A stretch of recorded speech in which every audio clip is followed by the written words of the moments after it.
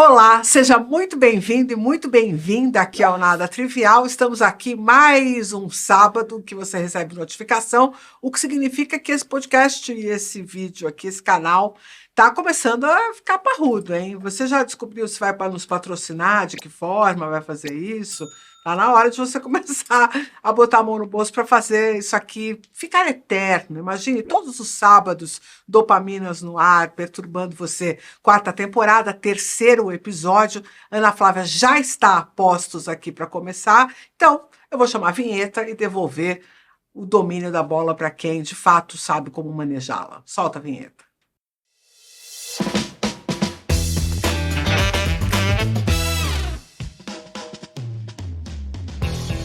Oi, gente! Bem-vindos ao terceiro episódio da quarta temporada de Dopaminas.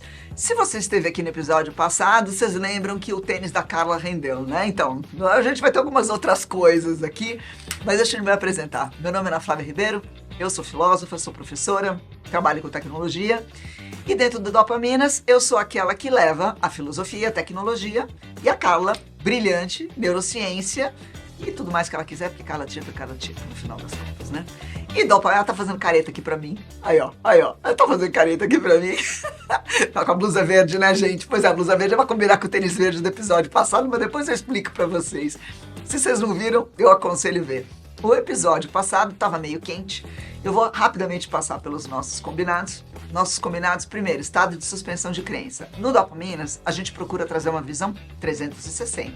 O que significa que nem sempre o que você ouve é do senso comum. A gente procura, né, misturar diversas disciplinas e trazer, às vezes, um olhar um pouco diferente.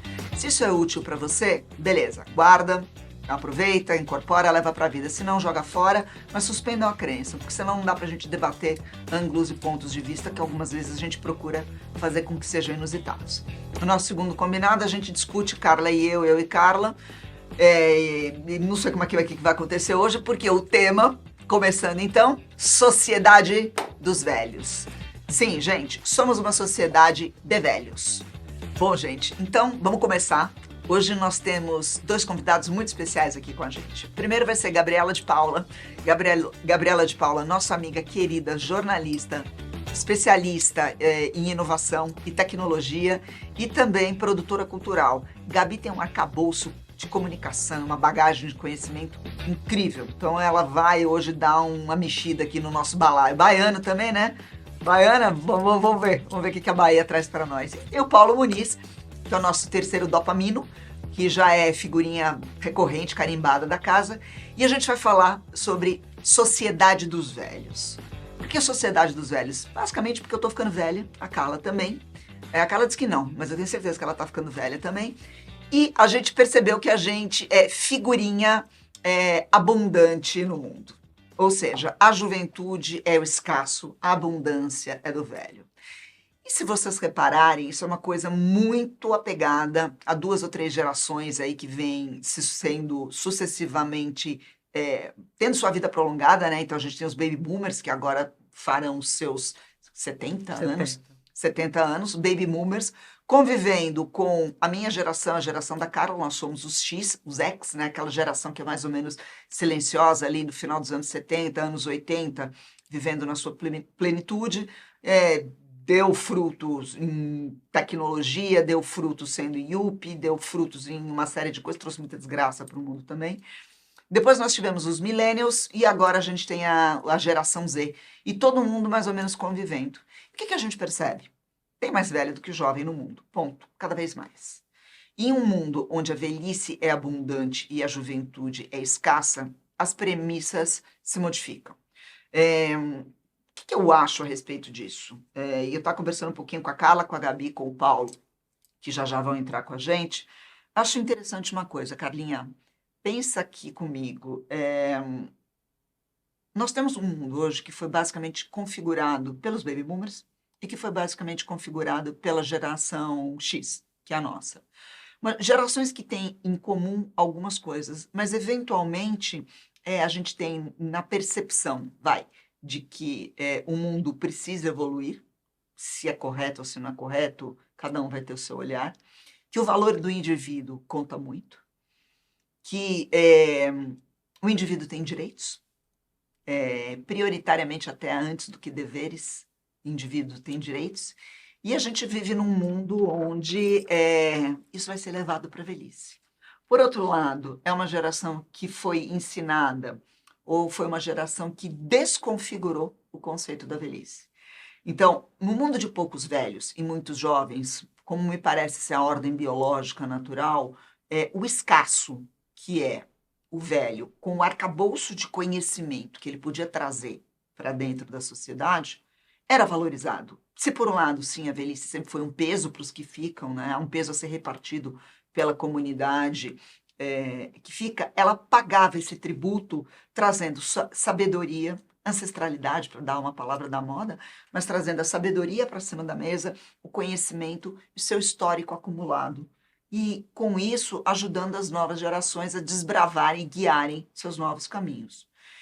Numa sociedade como a ocidental, do século XX e do século XXI, onde as experiências ou todo o modelo de consumo e convivência foi criado para exaltar a juventude e não mais necessariamente para glorificar o conhecimento do passado, onde tecnologia e conhecimento hoje estão associados a ser jovem e trazer essas modificações, a inovar em cima da mesa e mudar o mundo em cima da mesa, porque afinal de contas parece que o legado deixado não é muito bom, o valor social do velho, ele desaparece. Então, além de ser um fardo, o velho é um peso, e mais triste do que isso, ou verdadeiro. Se vocês acharem que é triste, beleza. Se vocês acharem que é verdade, beleza também. Eu não estou me importando muito com isso. O valor social do velho não está mais atrelado à carga de conhecimento / experiência que ele implicitamente pode colocar em cima da mesa com o passar dos anos. Como é que fica o velho? Como é que é uma sociedade onde o velho é abundante e não necessariamente detentor do conhecimento acumulado melhor? A abundância da velhice interessa a quem envelhece. Pois é, certo? a nossa geração, né? Apenas para quem envelhece. Porque, no fundo, ter menos velhos significaria que você acumulou em alguns pontos essa história, esse histórico, e que então você precisa valorizar aqueles que sobraram. Né? Perfeito. Na abundância, você tem muito mais daquilo e passa a ser um commodity. Exato. O velho é um a commodity. velhice virou um commodity. Né? Tipo, tem 10, tem 20, tem 30, acumula ali, faz um cocum ali naquela piscininha, tá tudo resolvido. E o que importa é que a gente encontre um jeito da economia, né, prateada, como falam.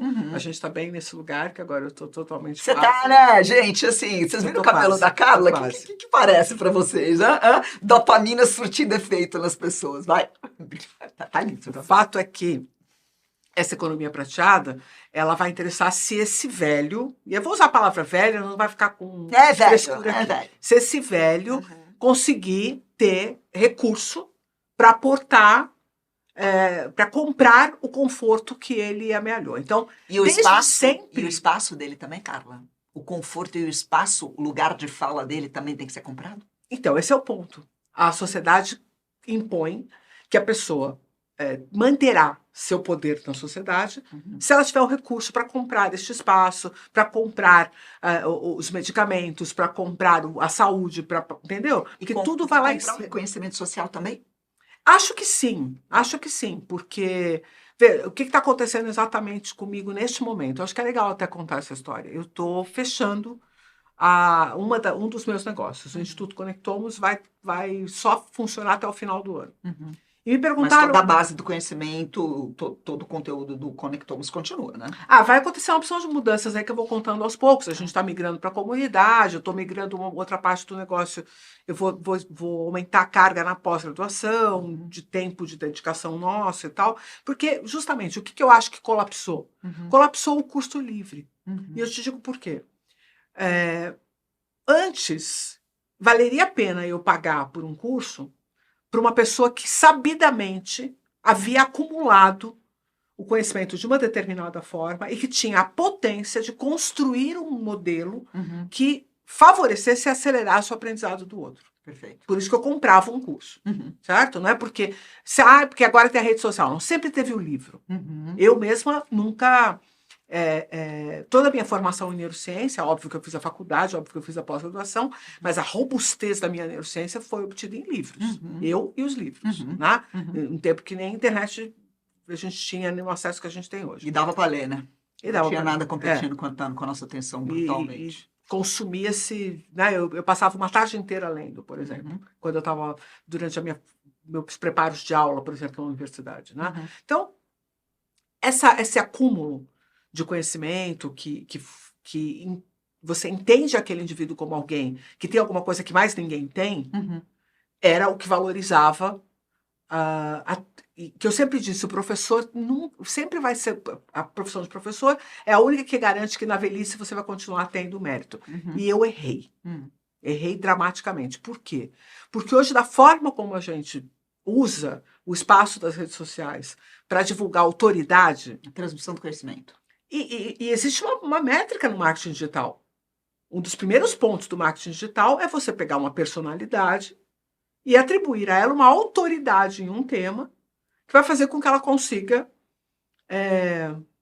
monetizar Ter o capital social dela reconhecido. Que aí a partir monetização daquilo tabela, lá. né? A partir daquilo lá. Então, isso não está diretamente associado ao fato de você estar envelhecendo, de você estar acumulando anos de conhecimento e de crítica em relação àquele conhecimento, mas tem a ver com como você conseguiu vender aquela autoridade. Então, já não é mais uma prerrogativa de uma pessoa mais velha. É uma prerrogativa de qualquer um que consiga vender a ideia de que ele é autoridade em algum tema. Principalmente dos nativos digitais, que no final das contas são jovens e já nasceram nutridos dentro de um ambiente que tem uma codificação própria que escapa aos velhos. Perfeito. Então, vai vendo qual é o fenômeno como isso bate para mim. Não vale a pena para mim, pelo tanto que se espera remunerar por conhecimento hoje, eu passar o final de semana aqui dando aula. Então, tem um curso meu, que é um curso que eu já estou, sei lá, já dei mais de 50 turmas, fácil. Eu já dei mais de 50 turmas desse curso, que é o curso de imersão em neurociência. Ele tem 24 horas de aula, é uma sexta, um sábado e domingo o dia todo. E eu não consigo mais hoje fazer com que ele monetize suficiente para abrir mão de um final de semana com a minha família e com as pessoas que, entendeu? Uma coisa que eu fazia com bastante tranquilidade, que valia, a conta fechava, hoje não fecha mais. Então, e não é porque a pessoa que vem aqui não está interessada, é porque é muito difícil eu fazer com que as pessoas vejam que isso que eu estou oferecendo é escasso. Entendi. Então, essa abundância, seja do velho, ou seja a abundância do recurso, do acesso, vai tirando o valor daquela vida, daquela história, daquele acúmulo, daquela biografia, certo? De tal sorte que alguém que tem 40 anos hoje pode escrever uma biografia e ela ser mais interessante, mais rica do que uma outra pessoa que tem o dobro da idade, e não é porque uma viveu uma forma interessante e outra não, é porque esse aqui se vendeu muito melhor do que esse aqui. Esse aqui, durante muito tempo, ficou colocando holoforte sobre si, falando coisas óbvias às vezes. Quantas vezes a gente não vê gente na internet que tem 30 e 40 anos falando coisas óbvias, mas que estão falando em ambientes que têm eco para aquilo que ele está falando e que, portanto, se tornam uma coisa sobrenatural, o must. E aí quem realmente tem acúmulo, quem realmente tem a acrescentar, fica banalizado. Então, a velhice ser um commodity é, inclusive, em relação aos meios de produção, que antes estavam mais resguardados, quem sabe as pessoas que amealhavam mais anos e que ganhavam ali uma notoriedade naquilo que fizeram, ou que são muito experientes e que poderiam mentorar outras pessoas, que poderiam ser luzes, né, lanternas para a sociedade. Não, agora é uma coisa como qualquer outra. Eu sei que a Mas, Gabi... pelo contrário, é um ônus social, porque vai adoecer mais, vai precisar de mais recursos, é um ônus. É um ônus social. Eu não romantizo velhice, tá? Então, que fique claro, gente, assim, luto com unhas e dentes contra a minha. By the way, sou casada com um homem 23 anos mais jovem do que eu, não tenho problema nenhum com a juventude, mas também não tenho nenhum problema com a velhice excessiva, não. Eu acho que a gente tem aí as etapas distintas da vida. Não acho que tenha nenhuma excessiva beleza, nenhuma excessiva desgraça, mas de verdade, assim, é uma opinião de alguém que está se tornando uma cética cínica inigualável.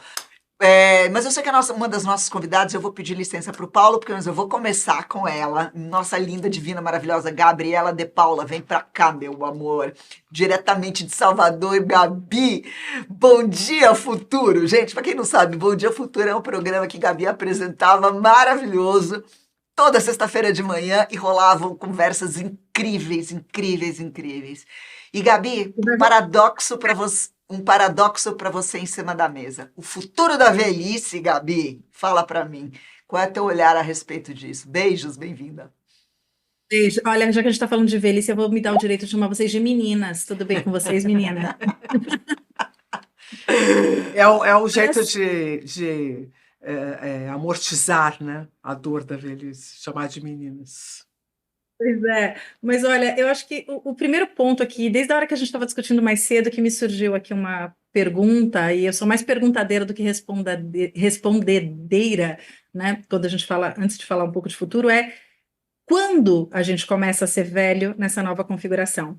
Porque eu lembro daquela coisa que vocês já devem ter visto, isso circulou muito como meme, uma notícia de jornal antiga que fala assim, caminhão invade casa e mata velhinha de 42 anos, né? Eu não conhecia esse. Tem essa historinha. Então, assim, minha primeira pergunta é, hoje não dá para chamar alguém de 42 anos de velhinha em nenhuma circunstância. Aí depois eu fiquei lembrando da questão das filas preferenciais, né? Então a gente botou as filas preferenciais para 60 anos. Hoje, 60 anos, já também tenho sérias dúvidas se a gente consegue chamar de pelo menos de velhinha. É uma pessoa com uma certa idade, mas velhinha eu acho forçado falar. Ô, Gabi, E aí, vai ter fila de prioridade para 80 anos em cima da fila de 60 anos. Você viu isso? tem para embarque de voo, já tem para algumas coisas, tem essa fila da prioridade da prioridade. Então, primeiro, eu acho que a gente está deslocando o conceito de velhice cada vez mais para frente, e isso muda um pouco do nosso olhar sobre isso, pelo menos o que vocês falaram lá no começo, né? Importa, eu gostei da cara falando, não importa, sobretudo para quem está envelhecendo, essa mudança de quando é que a gente começa a ser considerado velho, porque o velho é o descartável, o velho é o que a gente joga fora, o velho é o que não serve. E o futuro da velhice, eu acho que a gente traz isso para a mesa pensando no seguinte, que a gente não tem como. Primeiro, a velhice vai ser uma coisa, seja se a gente recortar ela aos 70, acho que aos 60 não vai nem mais fazer sentido, mas aos 70 ou aos 80, mas com a longevidade cada vez maior, se a gente não tiver um olhar como sociedade desses valores que vocês estavam trazendo, porque se não é mais aquela ideia romântica de que quando morre um velho queima uma biblioteca, porque realmente nessa ideia que a gente tem hoje, acho que também não é mais assim, até porque as memórias estão aí tão bem gravadas e tão bem registradas que as bibliotecas têm cópias em tudo que é lugar. Então, a gente não tem mais essa perda do tamanho que se tinha na cultura oral. Então, isso daí ficou lá na cultura oral, isso perde muito sentido num contexto onde a gente a gente perdeu Sir Earl Jones essa semana, por exemplo, aos 93 anos, a voz dele está eterna, né? Seja no Rei Leão, seja em Star Wars, ele está aí para sempre. Verdade. Então, primeiro, quem é essa velhice que nos lega, como é que a gente vai começar a entender os legados que as vidas, de que tamanho elas tenham, deixa na terra, na cultura e em tudo mais, mas sim, a gente tem um problema muito grave, que é a sociedade ela é desenhada para o jovem produtivo, a sociedade é desenhada para valorizar os corpos jovens, as mentes jovens, o digitar com o celular que não é assim, mas que é assim, é o fazer o coraçãozinho, que eu estava brincando com vocês, que essa eu aprendi recentemente, que o coraçãozinho é assim, e aí todos os códigos que a gente não vai entendendo e que você vai se colocando como cringe, né? A gente vai se tornando aquela pessoa que é fora de moda, que fala no meu tempo, que lembra que não, porque era diferente, porque eu sei o que é um cheiro do mimeógrafo, eu sei o que é fazer um retroprojetor na mão, ali na caneta e tudo mais. E a gente, claro que tem esse saudosismo, esse romantismo, mas ao mesmo tempo a gente tem um lugar de não pertencimento, porque ao mesmo tempo que os jovens também, eu acho, não estão conseguindo acompanhar essa velocidade de transformação que a gente tem. Então, a gente tem uma sociedade que, se por um lado, as pessoas estão envelhecendo muito, a nossa sociedade, a cultura da nossa sociedade, ela é muito perecível. Então, a própria sociedade, ela envelhece muito rápido. Então, a gente vivendo 70, 80, 90, 110 anos, será que a gente, com qualquer idade, mesmo com 20, com 15, a gente dá conta de acompanhar o envelhecimento que a nossa cultura, que a nossa tecnologia, que as nossas coisas impõem, como já dizia a Cazuza lá, me permitam aí fazer a citação de um velho, né? Um museu de grandes novidades. Gabi, eu não sei, mas você trouxe algumas coisas bastante interessantes à mesa. Eu quero segurar essa tua pergunta, essas duas perguntas, tá? Primeiro, quando é que a gente começa a envelhecer? Eu acho que a gente pode pedir para o Paulo, rapidamente, entrar e sair para responder isso. Quando é que a gente começa a envelhecer? O segundo momento que você falou é onde que a gente encontra agora o local do velho? Porque assim, que o velho vai existir em abundância é fato dado, né, gente? Sim, não adianta, né? E, by the way, esse tema da sociedade me ocorreu porque eu olhei pra minha cara e falei, eu olhei, saí pra rua outro dia, eu não aguentava mais ver cabelo branco no bar onde eu tava, só tinha cabelo branco. Eu falei, eu não aguento mais ver cabelo branco. Ela falou que agora ela vai pintar de preto. Eu vou pintar de preto. Porque vocês percebem que é só uma questão de ir na contravenção? Não é de ir na contravenção. É que, literalmente, o que abunda não atrai o olhar. Por que a juventude ela é tão magnífica, né? A juventude é magnífica porque ela é, além de ser bela, e a juventude de per si é bela, porque implica a própria vitalidade, ela é um caminhão de promessas, né, Carla? Ela é um caminhão de promessas. É fato dado, e essa é uma das coisas mais tristes, eu acho, que do processo de você ver que nós temos hoje uma molecada muito niilista, né? A sensação de que a esperança não existe. A gente estava no episódio passado discutindo de crise climática, aquele horror, continuo com isso na cabeça, mas o fato é que implicamos que a esperança ela é alguma coisa que, eventualmente, ela está atrelada a um caminhão de possibilidades. Legal, à medida que você vai envelhecendo, em teoria, isso vai afunilando. Mas voltando, Gabi, você falou qual é o lugar, quando que a gente começa a ser velha, qual é o lugar do velho e como é uma sociedade onde tudo é estruturado ao redor do jovem. Acho que ela tem que ser estruturada ao redor do jovem porque é a ordem natural das coisas, vocês me desculpam. A gente aqui está quebrando a ordem natural das coisas, ou eu estou ficando louca?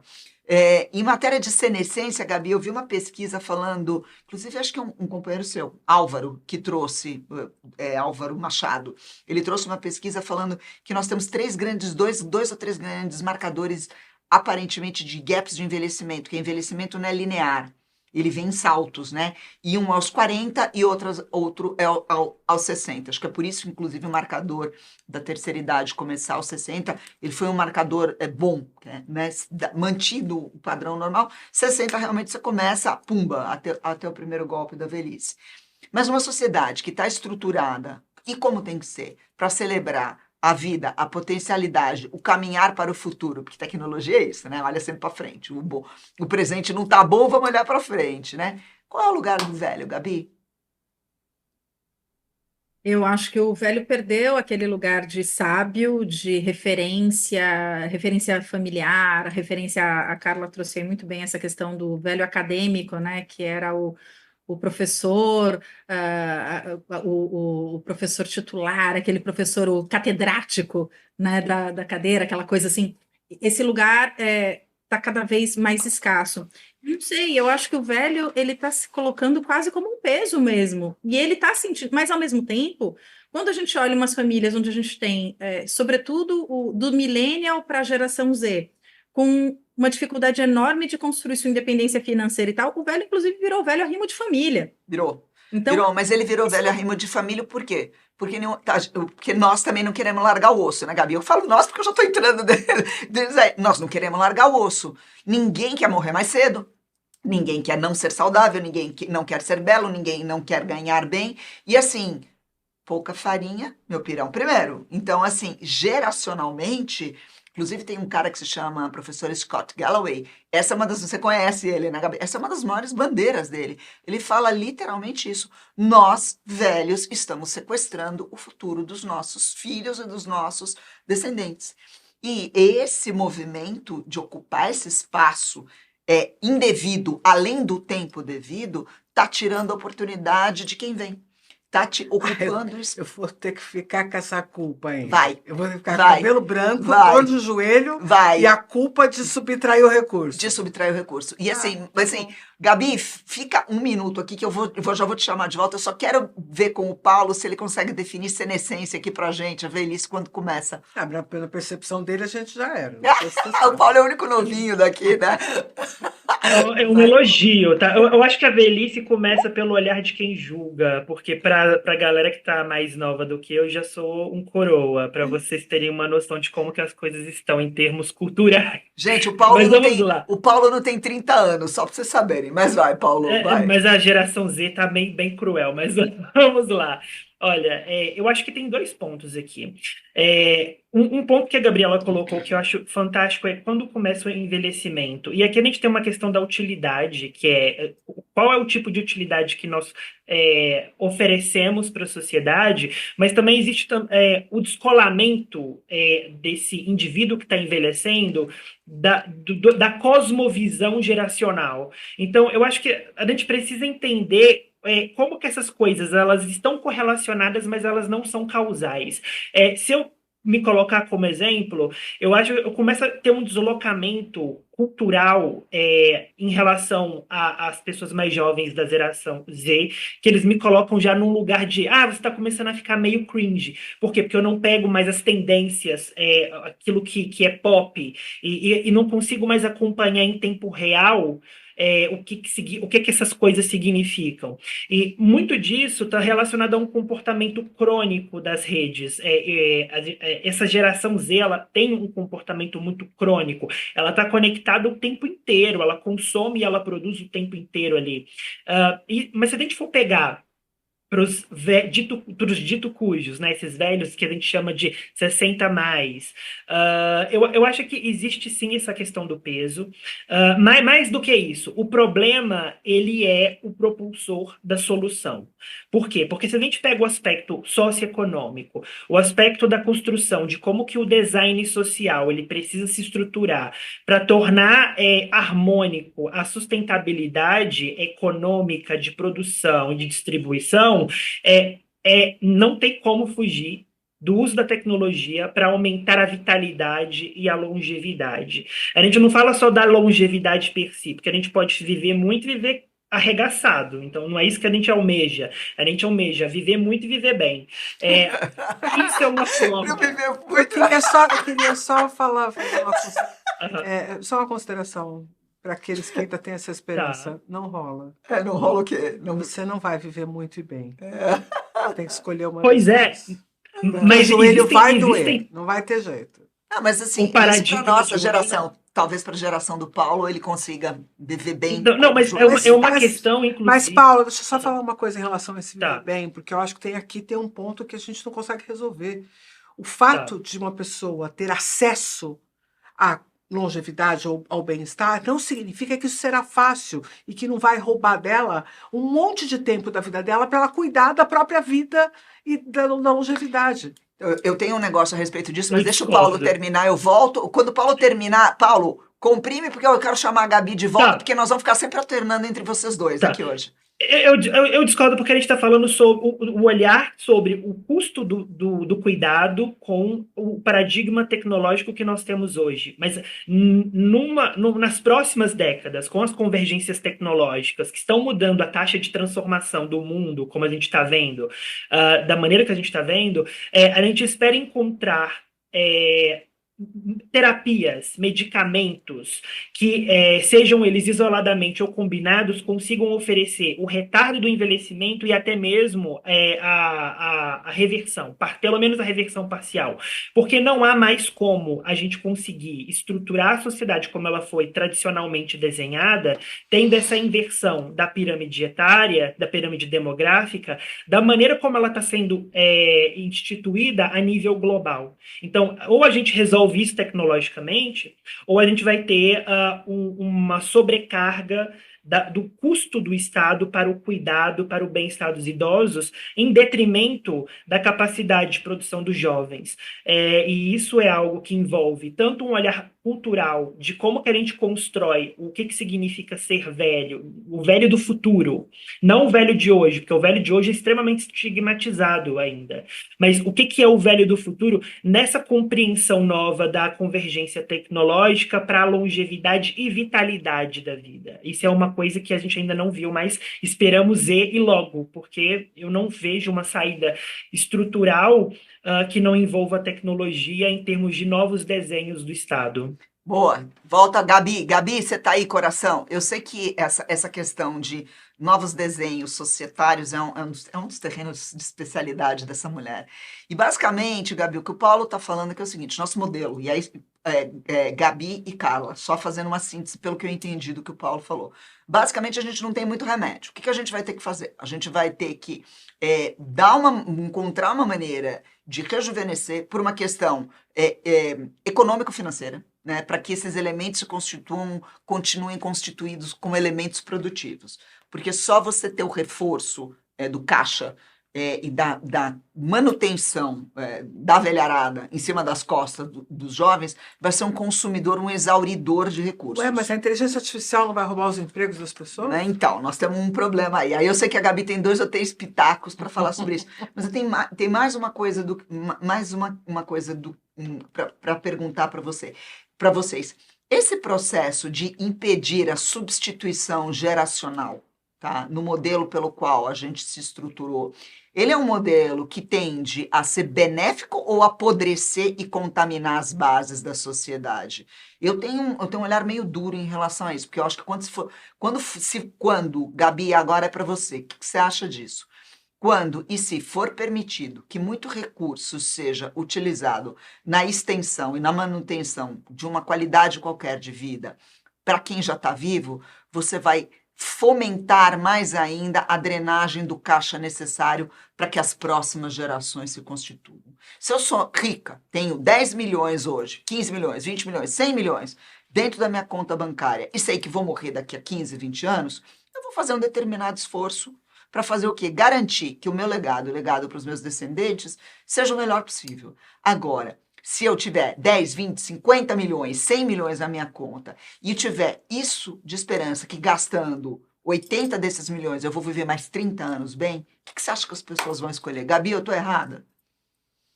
Não, você não está errada, mas tem um ponto aí no seu raciocínio que eu queria trazer aqui, que é descendentes. A gente está falando de uma geração, por exemplo, que quer cada vez menos descendentes quando não quer nenhum descendente. Né? Então, acho que esse é um ponto que a gente não consegue falar de longevidade, vitalidade, o quanto tempo, como a gente vai empregar recursos, porque a gente ainda pensa de uma maneira muito forte de que, bom, eu, você, a Carla, nós todos temos filhos, mas a gente não sabe se os nossos filhos terão filhos. Porque a gente está diante de uma geração onde isso, inclusive, é uma questão quase que um tabu, você dizer que você tem uma pretensão com a parentalidade. Então, a gente ainda tem essa questão. Então, quando a gente olha uma geração que a gente fala que, né, a Ana, puxa, não quer largar o osso, a Carla devolve, falando, pô, então ainda tenho que levar essa culpa além da minha dor no joelho, vai ficar mais peso aí nas tuas costas, vai ficar mais pesado no teu joelho. Mas a minha maior dúvida disso é que quando a gente pensa nessa constituição de que a geração que está no poder, que tem mais poder econômico, que tem mais poder por conta das posições que ocupa nos meios produtivos, no poder formal, governamental e tudo mais, ela se apega e não quer passar esse bastão, mas, ao mesmo tempo, a gente tem uma geração que vem aí para frente que talvez tenha cada vez menos gente para quem passar o bastão. Eu não acho também aquela maluquice de que a humanidade não vai ter mais. Não é que não vai ter mais, mas a tendência é que esse funil fique mais estreito, não só porque a gente está aumentando essa população aqui que está ficando mais tempo, mas porque a reposição está ficando cada vez menor. Veja que tem países como, por exemplo, no Canadá, eles fazem qualquer coisa para você conseguir fazer uma fertilização in vitro lá, para você fazer uma produção independente e tudo mais, porque para eles é extremamente interessante que você tenha bebês. Porque as pessoas, além de terem menos filhos, ela tem filhos mais tarde, né? E menos, quando elas, né? Exato. Então, você tem ainda, e não tem garantia de que esses descendentes gerarão descendentes. Então, você vai abrindo as janelas. Eu tive filho com 35 para 36 anos, o que, se eu fosse voltar 2 gerações, era uma coisa inconcebível a pessoa ter um primeiro filho nessa idade. era inclusive risco, gestação de risco. Imagina, já seria considerada uma pessoa que decididamente não teria filhos. Hoje, cada vez mais comum a gente ter mulheres tendo os primeiros filhos. Eu não vou falar dos homens, porque os homens é completamente diferente a questão. Mas mulheres tendo filhos cada vez mais com 40 e tantos anos. O primeiro filho e, às vezes, o filho único. Então, isso também muda a perspectiva da velhice, que se por um lado a gente tem muitas gerações convivendo, a gente falou aqui até a Z, mas a gente já tem a alfa também, que já está chegando aí para não está no mercado produtivo, mas ela já está aqui com a gente, colocando uma série de questões. A Amy Webb fala que nós todos somos a geração T, né? Ela coloca no mesmo balaio dos boomers, a alfa, ela fala que é a geração da grande transição tecnológica, né? As dúvidas se é todo mundo mesmo, porque eu acho que tem algumas diferenças aí que são muito importantes entre essas diversas gerações, sobretudo culturalmente, sobretudo como enxergam o mundo. Porque para a gente ainda, você vê, até racionalmente a gente pensar na passada de bastão, para a gente pensar nisso, a gente tem que pensar. E essa próxima geração, quem vem depois dos alfa? Qual vai ser o tamanho dessa geração?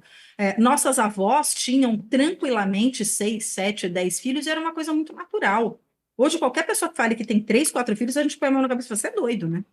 Então, Gabi, você me deu um nó na acho cabeça agora, sabia? Eu nunca tinha pensado como é que vai ser a geração pós-alfa. Você tem algum chutão seu, pessoal? Não vou te pedir nem estudos, porque eu imagino que o pessoal ainda está conformando as ideias. Mas qual é a tua visão? E eu sei que a gente vai começar a rir, porque eu e a Gabi, a gente é daquelas que espinafra bilionário junto, mas por outro lado, a gente adora quando a gente vai embora da Terra também, né? A ideia da gente de ir para Marte, de ir para a Lua, a gente adora. Não adianta, gente. É assim que as coisas são. E assim, a gente sabe que tem alguns movimentos grandes de gente, né? Não vou citar o nome aqui, pedindo, pelo amor de Deus, tenham filhos, reposição populacional, porque senão a Terra vai acabar. E outros, como eu dizendo, pelo amor de Deus, para de ter filho, porque o Brasil está torrando. A gente não tem mais como consumir recursos. Tem essa dicotomia em cima da mesa. Mas se a gente tem essa possibilidade de conversar sobre essa diminuição populacional, talvez para a próxima geração e para outra, você vê algum, como é que eu chamo esse movimento, esse senoidal? Senoidal? Senoidal? Você vê alguma coisa de senoidal, desculpa, nesse movimento, Gabi? Pendular, talvez?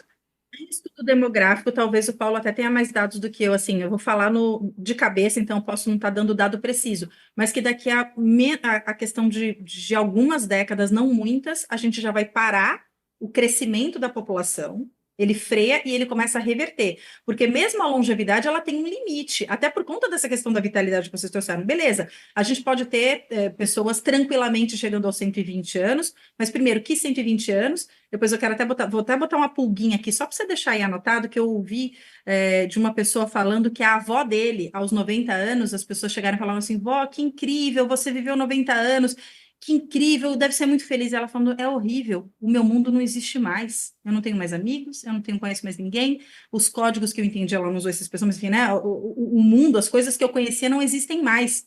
Ainda tem isso, a gente vai ter que criar um mundo que faça sentido para essas pessoas, porque o mundo deixa de fazer sentido depois de um determinado tempo. Se a gente já está sentindo isso em relação às redes sociais com 40, 50 anos, imagine isso mais lá para frente, né? Basta sentar e conversar um pouco com uma pessoa de 90, 100 anos, que você vai ver que essa pessoa não existe mais no mundo que a gente tem. Então, essa é a pulguinha que eu queria deixar. Mas, voltando para essa questão da demografia, sim, a tendência é que as pessoas, de fato, é uma tendência muito forte que as pessoas tenham, porque, veja, mesmo que todo mundo resolva, toda mulher, né? Porque, enfim, não vou entrar na questão, mas pensando biologicamente... Pode entrar, Gabi, aqui é dopaminas, pode falar o que você quiser, fica tranquila. Assim, todo mundo que pode gestar uma pessoa, resolva gestar você reduz a população para metade. Assim, né, em tese, né? A próxima geração é metade. E não são todos, por N motivos, por questões de saúde, por questão de escolha, porque por N questões as pessoas não vão ter filhos. E cada vez menos pessoas vão ter muitos filhos. Então, mas eu tenho uma dúvida. Culturalmente, a gente vê isso nos movimentos religiosos acontecendo, né? Não é à toa que o resgate da traditional wives, das trad wives, está tão ligado a um sistema econômico que se precisa perpetuar, e a ideia de que a gente precisa resgatar aquela situação da fertilidade feminina por outras questões. Veja que a gente hoje está enfrentando o Inominável 2. O Inominável 2 Tem Quer- um monte de filho. Quer ter 12, quer fazer que nem as tribos de Judá. Então, tem outros movimentos acontecendo. Eu acho que a gente tem uma parte da população que, por N razões, até por razões muito egóicas, do tipo, eu não quero cuidar de ninguém. Uhum. Acho que essa é a primeira. A segunda é, esse mundo não é um mundo para que ninguém venha e tal. Mas se a gente pensar especificamente na perspectiva do envelhecimento como uma prerrogativa de código social, como é que a sociedade vai se organizar, é possível que a gente tenha um mundo que ainda resta para esse idoso, Gabi, porque eles serão a maioria. Então, muita coisa ainda está por acontecer. Mas a Gabi falou um negócio super importante. Vou chamar o Paulo rapidinho aqui, depois voltar para a Gabi. Paulo, vem aqui para a tela. Tô aqui. Dopaminas é isso, gente. São esses insights maravilhosos que os nossos convidados trazem muitas vezes para a gente. Essa questão de mundos simultâneos convivendo. Porque, de verdade, a Gabi trouxe 2 pontos ali importantes. Primeiro, o que vai acontecer nesses saltos geracionais além? E acabou de me ocorrer uma outra coisa aqui que eu quero jogar essa bomba para vocês, voltar para o Paulo e depois voltar para a Gabi. Eu já coloco o que é. E mundos completamente desconectados que não conversam entre si. Porque não adianta, Carla, querer dizer que a gente consegue conceber o que acontece em um corpo que está super deteriorado, numa mente que está super deteriorada, né? Alzheimer comendo solto, demência comendo solto. Eu sei que o Paulo tem preocupação, ele já conversou várias vezes com eles a esse respeito, como é que a deterioração cognitiva ela pode ser um impacto aqui na cabeça da gente, mas é mais do que isso. Quantos mundos simultâneos que não se conversam entre si a gente consegue ter dentro de um espaço finito e apertado como a Terra? Você ainda está com aquela sensação claustrofóbica do último episódio. Que o Alan falou, total. Paulo. Tá, a gente tem um ponto aqui, primeiro porque com o advento da virtualização, dada o desenvolvimento da tecnologia da informação, de toda a infraestrutura que a gente está construindo, a gente espera que nas próximas décadas a gente tenha, ao mesmo tempo, essa personalização de criação de mundo em função da dinâmica de funcionamento dos algoritmos. A gente sabe que os algoritmos eles se reforçam por meio das bolhas, eles criam bolhas. Então a gente tende a ter um isolamento de mentes, e não é só no nível geracional. Numa mesma geração, você consegue ver processos de atomização e de subculturas que têm cada vez mais dificuldade de conviver. Vide, por exemplo, o que nós estamos vendo no fenômeno da polarização, seja no campo de vista ideológico, no campo de vista das defesas de princípios e moralidade. Isso numa mesma geração a gente já encontra isso. Quando a gente pensa, por exemplo, na extensão da longevidade, com a questão do envelhecimento cada vez mais pungente, em que você tem isso que a Gabriela falou muito bem, a perda dessa construção de mundo, porque aquela cultura ela se modificou numa taxa de tempo tão curta que você não consegue mais estabelecer pontes para construir comunicação, para construir uma relação intergeracional que consiga ser coordenada na construção social, na construção das sociedades. E qual que é o ponto quando a gente pensa nessas dificuldades? Porque a tecnologia, a gente pensa, ela vai resolver os nossos problemas, mas não se trata da tecnologia per si, se trata como a gente vem estruturando ela a partir do sistema que foi construído, que é o sistema que vem para lucrar. Nesse sentido, o que eu vejo em termos de longo prazo? Em relação a dados. A gente sabe sim que o mundo vai passar por um processo de decrescimento, mas não é nesse século. É no início do século seguinte. Então a gente espera que até mais no início do século 22. 22, exatamente. Então a gente espera que lá mais ou menos para 2084 a gente tenha em torno de 10,3 bilhões de pessoas convivendo. E a gente pensa assim, como que vai estar o estado paradigmático da tecnologia na questão de resolução de problemas estruturais que envolvem a massa crescente de pessoas envelhecendo. No Brasil, por exemplo, em 2084, a gente espera que em torno de 60% das pessoas, 60%, tenham mais de 60 anos. Como que a economia consegue se estruturar da maneira que ela está hoje, quando você tem 60% das pessoas, isso é um dado da ONU, tá? Com mais de 60 anos. No Brasil, isso só no Brasil. Em 2084. Você sabe que algum tempo atrás eu vivi uma situação bem comum, né? Eu tinha minha mãe com 70 e poucos anos, 75, 76 anos, e meu filho com 22. E naquele momento eu precisava dar conta dos dois, financeiramente, e também todo o suporte afetivo. Então, minha mãe doente, né? Ela veio a falecer em 2020, e meu filho com essa dinâmica de entrar na faculdade, não entra, etc e tal. Naquele momento eu tive um insight que a minha mãe custava 4, 5 vezes mais do que meu filho. E que a gente às vezes erra na mão sobre em que momento a pessoa precisa começar a ser produtiva. Porque, de alguma forma, a gente faz com que haja um ingresso muito rápido no mercado de trabalho, portanto, a gente não sustenta essas gerações durante um tempo em que ela poderia estar se desenvolvendo e angariando mais recursos. E retira E retira muito cedo. Então, seria muito melhor se minha mãe tivesse, quem sabe, começado a trabalhar mais tarde, ter mais longevidade, ter mais saúde. E não garantiria que ela não ficaria doente, não morreria, não é isso. Mas, quem sabe, isso poderia aumentar a qualidade de vida dela e ela ter mais longevidade, com mais qualidade e mais produtividade. E ela seria mais produtiva. E ela renderia mais recursos para o bolo, se a gente pudesse fazer com que a entrada no mercado de trabalho e na vida produtiva se retardasse. E pode ser que essa seja uma solução empregada. Então, eu acho que a gente tem um outro buraco aí. Eu quero voltar, pedir para a Paula, para a Gabriela de Paula voltar e depois para o Paulo Muniz voltar, mas primeiro a Gabi, que é o seguinte, eu acho que um dos grandes problemas que a gente tem aqui, que é o problema da sociedade envelhecida, sociedade dos velhos, o tema do episódio é Sociedade dos Velhos, é que o velho é âncora. Né? O velho é âncora, vamos colocar, você organiza, você estrutura muito mais pela impossibilidade da natureza, da degradação física associado ao velho, o movimento daquele grupo associado ao velho, né?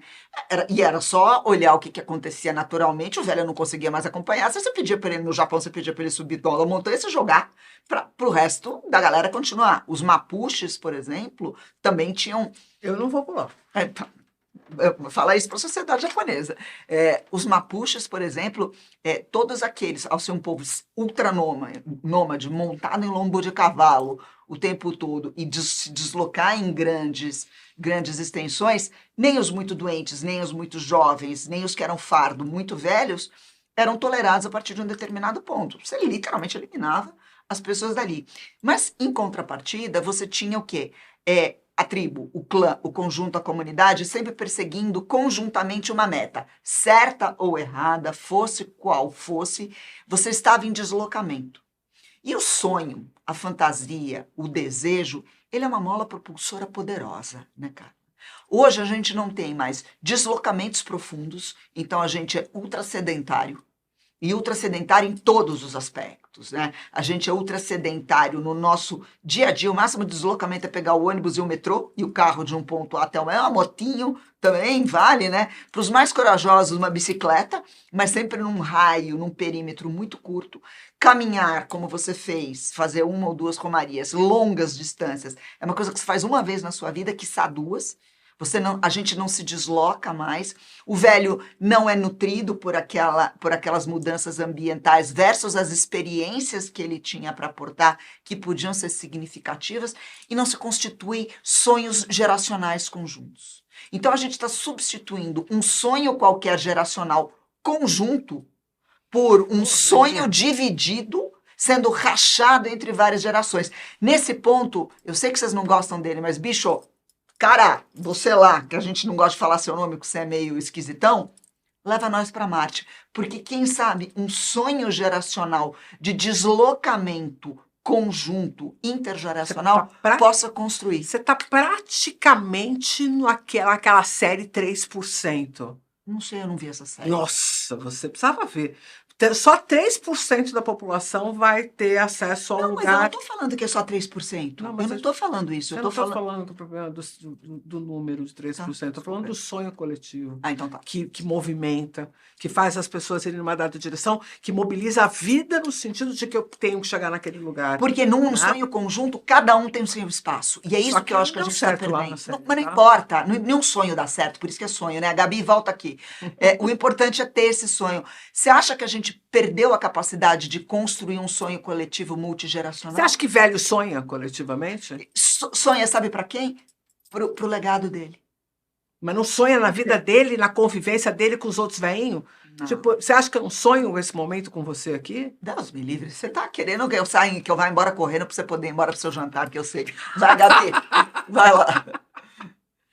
Ela está se achando muito idosa. Não, gente, primeiro de tudo que volto àquela pergunta, né? Por mais que a gente esteja discutindo aqui a gente não tem um idoso de verdade para estar nesse debate. A gente está aqui fazendo. Ô, Gabi, mas eu tô a caminho. E eu, de verdade, você pode me colocar já nessa planta, cara. Você pode me Eu tô colocar começando a ter uns comportamentos de velho. nós estamos sim, Gabi. Zero crítica em relação. Nós estamos começando. Nós estamos já. começando a ter.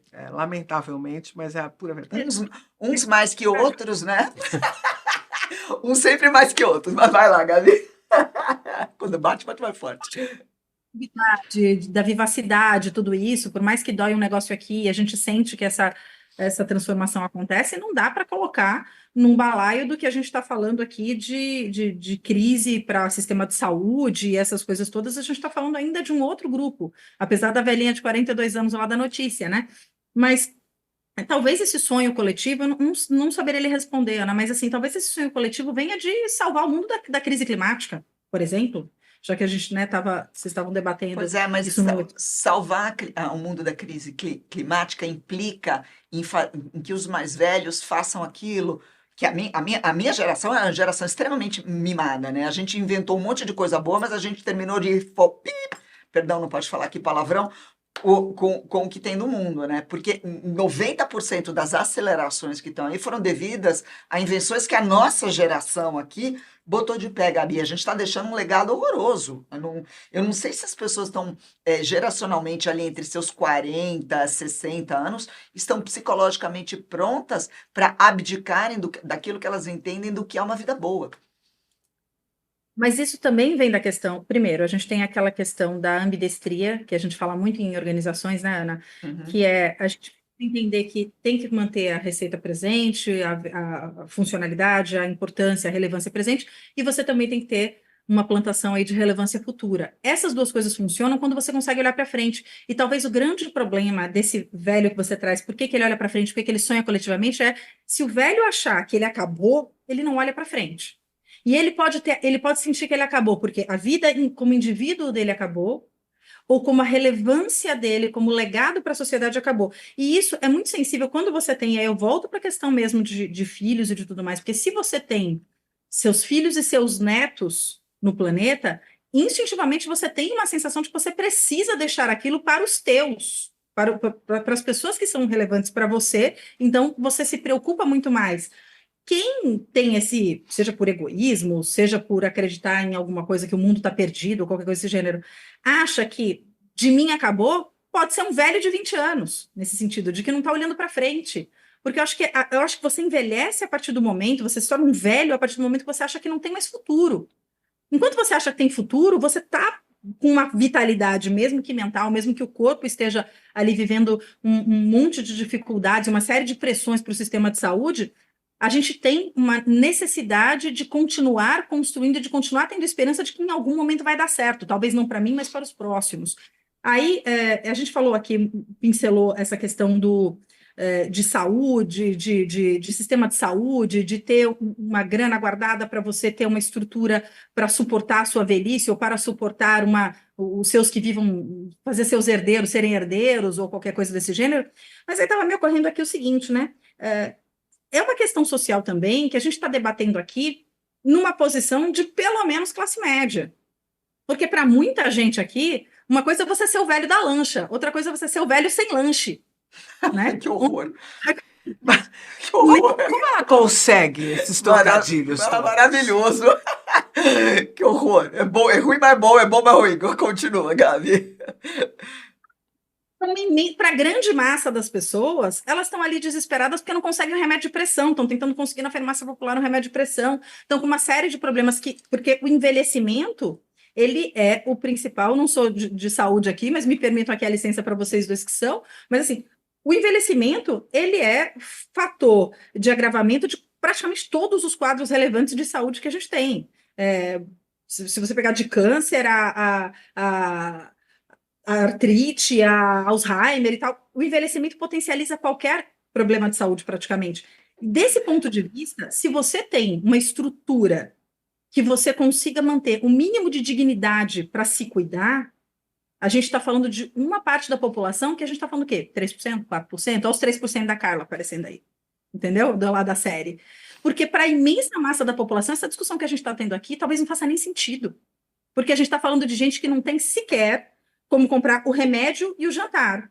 Porque conseguiu lá ter uma casinha, trabalhou 40 anos lá, começou com uns 15, né, Carla? Antes, talvez, do que devesse. Trabalhou até os 60, conseguiu manter uma casinha ali, construiu sua casinha num lugar, então ele tem um teto. Mas, com o que ele conseguiu fazer de aposentadoria pelo sistema, ele escolhe, ou ele compra remédio, ou ele compra comida. Ou ele vira rimo de família.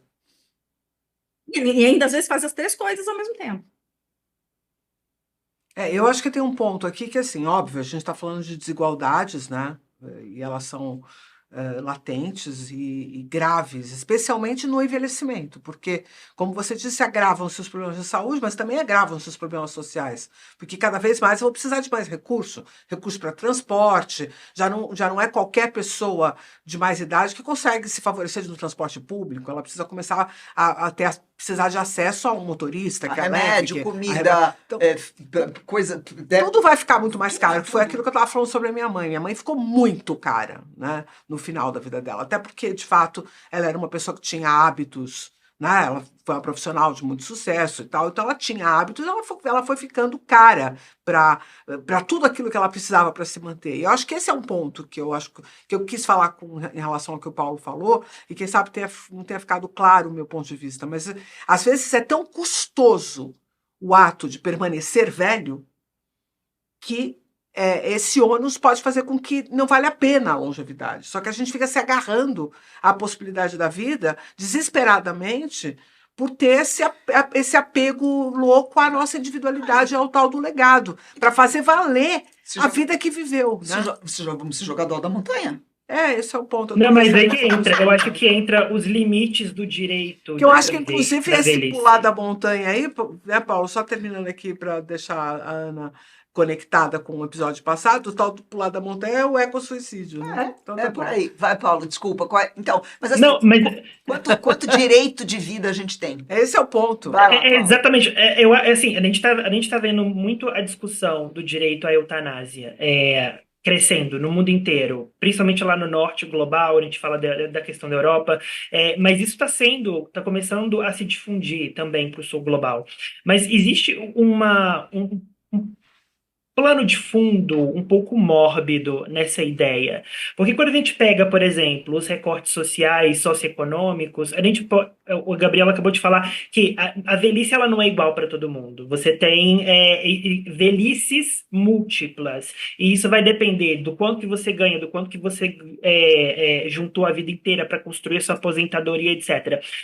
Essa carga de sofrimento alocado à grande massa da população que não é rica, que tem uma expectativa de vida cada vez maior, que tem uma expectativa de qualidade de vida cada vez menor, gera o seguinte dilema.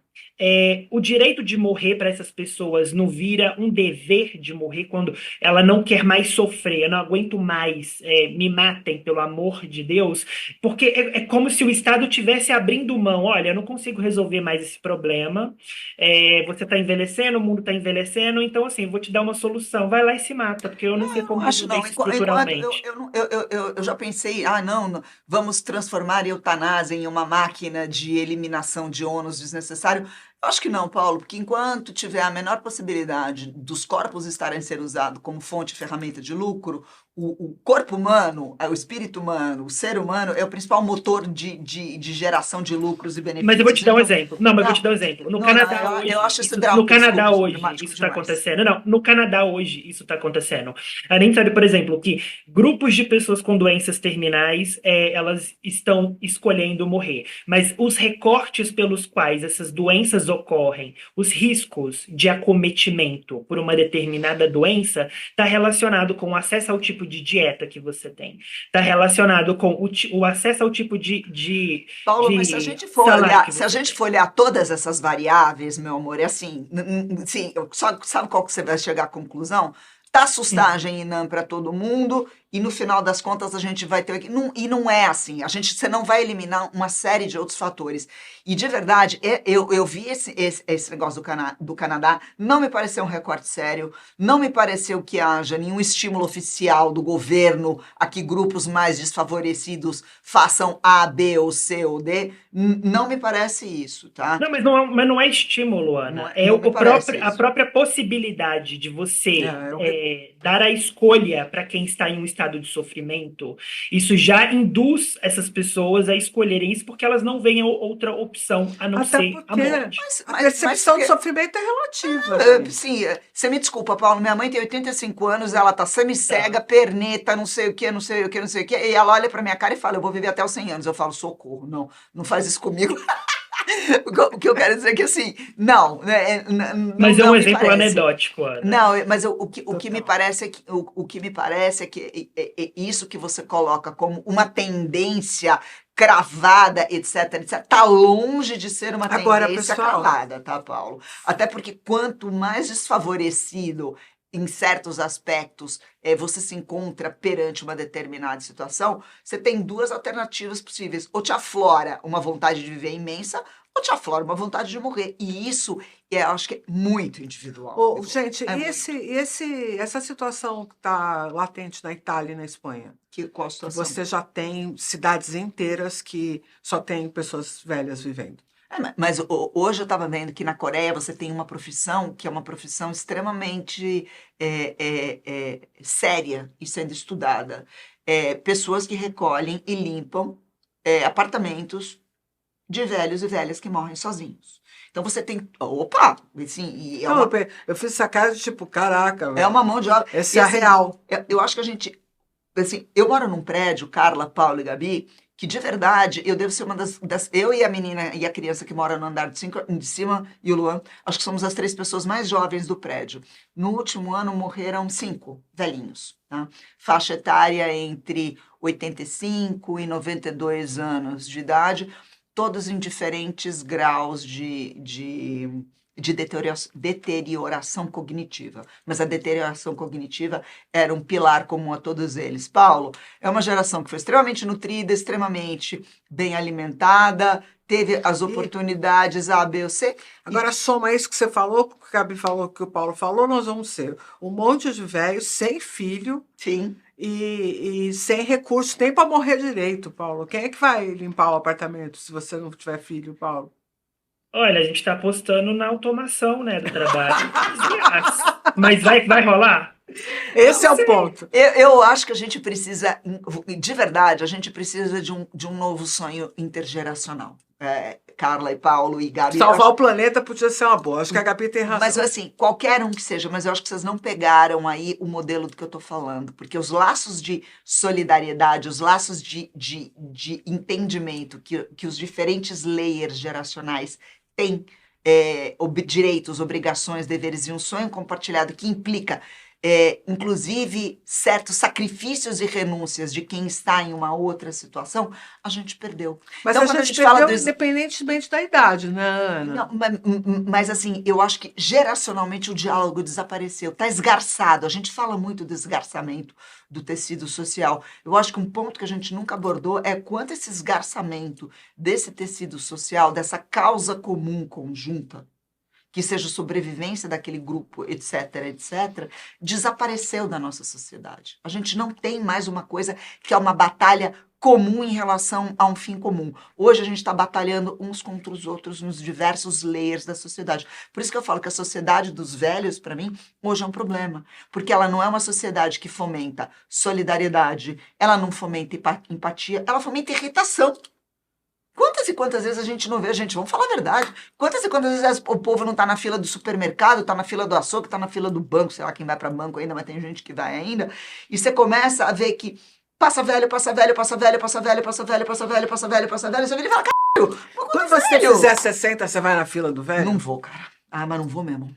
Não vou mesmo, manda o Luan no meu lugar. Não vou. Você não vai na fila do velho Não quando vou você na fizer fila. 60. Enquanto, Todo mundo enquanto anotou esse eu negócio puder aí, né? tumultuar, estar presente na fila do não velho e não atrapalhando o conjunto da sociedade, eu vou. Porque hoje o velho, ele é um problema. Ele não é aquela coisa do o cuidado com quem já produziu alguma coisa. Até deveria ser, mas hoje as circunstâncias é de que se não temos uma história coletiva, se não temos uma meta onde o conhecimento, eu vou trazer de volta para pro teu começo de conversa que foi super potente, cadê o conhecimento daquele farol, daquele luminar? Se os nossos próprios modelos de relação, eles já estão esgarçados ao redor disso, cadê a figura do ancião como cola, representação e coisa mais para Chama a Gabi frente? para resolver isso aí. Gabi, vem passar a régua aqui, vai. Estamos com 1h05, a Carla já olhou pro relógio, ela quer que a Gabi volte para se despedir. Você tá aí, Gabi? Tô aqui e vocês jogaram uma bomba aqui, né, dentro da sala. Mas porque realmente não tem uma solução simples para uma coisa dessa, e eu acho de fato que falta. Eu concordo com a Ana que falta uma história coletiva. A gente não está construindo pirâmide, mas a gente está, talvez, tentando ir para Marte. Mas eu volto a dizer, eu acho que talvez o grande projeto coletivo que a gente tenha agora seja sobreviver como espécie. Porque esse é um projeto que a gente vai ter que olhar, senão vai dar muito ruim. Porque seja com 8, 9, 10, 12 bilhões de pessoas, ou que a gente retroaja para 5 que fosse, a gente tem um problema muito grande hoje como sociedade, e talvez a gente precisasse olhar. E parte um pouco, eu acho, dessa arrogância dos mimados que a Ana fala, que é, poxa, e aí eu ouço muito assim, foi tão difícil para mim chegar aqui, ralei tanto, agora que chegou a minha vez, eu também não vou poder tirar uma casquinha? Poxa, porque lá na minha infância eu não podia tomar refrigerante, era uma vez por mês lá que comprava uma coquinha de 300 ml que dividia por 5 filhos. Agora eu quero tomar coca todo dia, seja mesmo que seja coca zero, coca isso, coca aquilo, mas eu quero tomar isso todo dia.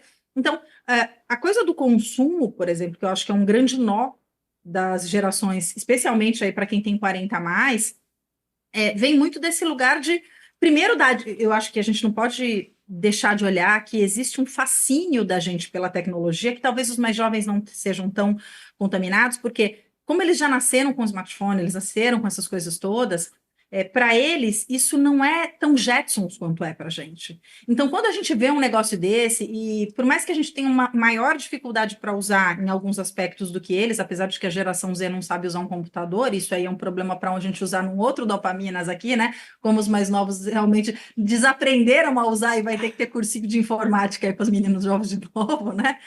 Mas a gente fica muito mais fascinado com essa possibilidade. Quem de nós aqui tentou ter uma coleção de chaveiro, uma coleção de bottom, uma coleção de qualquer coisa, e era tão difícil conseguir cada um daqueles itens? E hoje talvez essa facilidade de acesso a essas coisas todas seja dificulte a gente colocar um freio em alguns consumos que a gente talvez tenha que reolhar e abrir mão desse privilégio, porque a gente conseguiu, de alguma maneira, ter um certo conforto financeiro para acessar essas coisas, a gente quer ter essas coisas, então a gente é a geração que, por outro lado, aí com 30 e poucos anos, faz festa de mêsversário, né, para as crianças, que é um negócio, e todas as festas infantis têm que ser o que na nossa geração seria com muito boa vontade uma festa de 15 anos ou uma festa de casamento, porque são coisas muito majestosas. Então a gente vive um movimento também onde quem tem recurso é tudo muito grande, é tudo muito majestoso, é tudo muito, muito. Tem Então, uma se a gente não Uma normalização imperial, né, Gabi? É tudo muito pomposo, tudo muito ritualístico, um exagero. Não tem mais, sabe, uma festa de aniversário, seja um bolo em casa com os brigadeiros, um negocinho e tal, e canta parabéns. Não, tudo tem que ser muito grande, tudo tem que ser. Você não pode passar férias e ir para uma casa de praia, não. Você tem que passar férias se você não pegar. O iate for para Bali e tirar foto no alto da montanha, você não vale nada. Antes de pular. Não valeu nada, porque tem que ser tudo muito, é tudo muito. Então, numa sociedade onde nós somos muitos e onde tudo é muito, não tem como ser sustentável isso. Então, talvez a gente precise, como projeto coletivo, valorizar essa redução do que a gente tem em tudo, nos rituais, nos consumos e tudo mais, para que a gente continue podendo existir. E aí sim, aí depois a gente pode discutir quem vai ser essa outra geração. Até porque, só para a gente não deixar isso em aberto, quando a gente fala aí que a gente tem um movimento até religioso, de gente que quer ter 4, 10, 12 filhos, as pessoas que querem ter 4, 10, 12 filhos têm uma condição financeira que não é a condição financeira da imensa maioria das pessoas que não consegue sequer alimentar 2, 3. É isso aí. Né? Então, Mas aí, Gabi, a gente tem um outro lado da moeda que vai ter também muito filho, justamente porque não consegue organizar um planejamento de vida. Então, a gente vai ter outros problemas também. Eu não acho que a gente, no Brasil, nesse momento, tenha que discutir tanto a questão da supressão da natalidade, porque se restringe a determinados grupos e relativamente restrito. Mas acho que a gente tem uma discussão importante de o que significa para nós a humanidade como coletivo, para além de cada um de nós pensando em tomada de decisão que diz respeito apenas à minha vida. Eu acho Quando a que gente pensa, por exemplo, em política, quando a gente pensa em economia, quando a gente pensa em modelo de governo, quando a gente pensa em modelo de consumo, nós temos que começar a pensar em como que a gente apresenta esse recurso para a sociedade como um todo. o problema é que a maioria de nós ama pessoas e odeia a humanidade. Exato. E há muita gente que ama a humanidade e odeia pessoas. Mas eu desconheço quem ame a humanidade e ama as pessoas ao mesmo tempo. Sabe por quê? Porque algumas escolhas são em prol, em prol do conceito abstrato, que a gente tem muita dificuldade de dar na relação causa e efeito, mas a gente já está vendo estrago, ó, o Brasil torrando de novo, né, gente? E a outra questão é o quanto eu sacrifico da humanidade em prol das pessoas que me são próximas. Cara, eu não sei. Gabi, deixa eu chamar o Paulinho e aí a gente faz um tchau Sabe o que coletivo. acontece? Inclusive, Paulo, volta aqui porque eu acabei de descobrir que realmente a Ana está velha, em definitivo. Porque ela acha que eu olho para o relógio para ver as horas. Você olha pro relógio pra quê? Pra ver suas mensagens? Sim, ora, a hora tá ali na tela. Mas a sua tela tem, a minha não tem, né? Então, bora lá, Paulo. Seu recado de despedida. Para ela ainda, relógio é para ver as horas. Aff, Maria, se eu conseguir... Relógio pra mim é coisa pra quem quer enxergar, que eu não tô vendo um palmo na frente do nariz. Vai, Paulo. Tô sem... Se a gente fosse pensar em um propósito coletivo, como uma cola, né, para que a gente consiga se coordenar em termos de espécie, em termos de humanidade, nessas tribos diversas intergeracionais, eu tenho dúvidas se as mudanças climáticas ou a questão de salvar o mundo ela se coloca como uma candidata promissora. Paulo, Porque a eu gente tô tá contigo, eu tô contigo. Deixa eu te interromper e devolvo a bola para você. A gente se Tá. une muito, muito mais facilmente em prol do negativo e do inimigo do que em prol de algo positivo e etéreo. Então a gente precisa de um ET batendo na porta aqui, a lá Independence Day, ou a gente precisa literalmente saber que a Terra vai explodir e escolher quem são esses 3%. Aí a gente consegue. Caso contrário, a gente não vai conseguir. Perdão, vai lá. E a natureza desse problema não é previsível, e aí entra no núcleo do que você acabou de dizer, porque ela vai aparecendo em gradações. A questão que se coloca nesse sentido da construção de um propósito coletivo, em termos de sociedade, me faz pensar sobre a necessidade que nós precisamos de ter que dar fim das coisas, das estruturas. E tem um filósofo que eu gosto muito, que é o Franco Berardi, Bifo Franco Berardi, italiano, que ele tem uma linha de estudo que chama fenomenologia do fim. Ele diz que a gente está incapaz de construir fins para criar novas narrativas, novos inícios. E esse potencial de iniciar coisas novas, ele está ficando cada vez mais pobre. E isso faz com que a gente entre em um loop criativo, no sentido de que a gente está repetindo ciclos, por mais que aparentemente diferentes eles sejam. Se a gente for olhar o núcleo desses ciclos, eles são idênticos. E aí eu pego como exemplo o que o Krenak fala, que é mais fácil imaginar o fim do mundo do que o fim do sistema que a gente vive hoje, que é o capitalismo. É justamente um exemplo do que o Bifo está querendo dizer. Que a gente não consegue sair para matar esse modelo societário que a gente tem hoje para construir um novo. Que a gente tem muito mais afinidade em pensar no fim do mundo, vide até porque, do ponto de vista da tradição, a gente tem uma teologia que flerta muito com o apocalipse, e a gente sabe que essa cosmovisão compartilhada, religiosa, do fim do mundo, é algo que até muitas pessoas esperam, porque para elas tem a conotação da salvação. E da purificação. Como que fica? e da purificação, como que fica esse conflito quando a gente tem que nos mobilizar enquanto sociedade em que convive diversas gerações para construir esse fim comum, esse propósito coletivo de salvação. E eu te digo mais uma coisa, Paulo, isso não é específico da religião A, B, C ou D. A escatologia, né, que é justamente esse campo de estudo teológico e filosófico que fala sobre as organizações que precedem, constituem o fim do mundo e como ele se organiza, é algo que é algo muito interligado à cosmovisão. E eu adorei esse arremate do Paulo. A gente tem mais dificuldade de imaginar um modelo alternativo ao que a gente tem do que imaginar o fim do mundo. É mais fácil imaginar o fim do mundo do que imaginar o fim do capital. Chama especialista em futuro para ver como é que faz isso. Gabi, rapidinho de volta. Paulo, beijo, meu amor. Obrigada, foi maravilhoso, maravilhoso. Maravilhoso, como maravilhoso. sempre. O cara. dopamino mais dopa é mais mino. Mais mino, lindo e jovem. Vem, Gabi. O herdeiro dos dopaminos. Você viu que pancada que o Paulo soltou, né? Não, eu vi, e impressionante mesmo. Aí o que ele trouxe, acho que nos coloca numa posição de questionamento muito forte. Eu acho que a gente não vai conseguir fazer uma mudança forte se a gente não tiver um provocador, sim. E eu não sei em que momento esse provocador vai vir mais forte do que ele já está agora. Então, de fato, mas me parece que a gente precisa, sim, de um projeto, mas aí eu queria pensar também o seguinte, uma sociedade desse tamanho, a gente consegue unir todos os interesses, que não seja lá o alienígena chegando dizendo que vai explodir o planeta? Me parece que fazer um projeto coletivo é muito difícil. Por isso que, assim, por mais que pareça meio poliana, o único que eu consigo enxergar que é possível é o mundo vai acabar.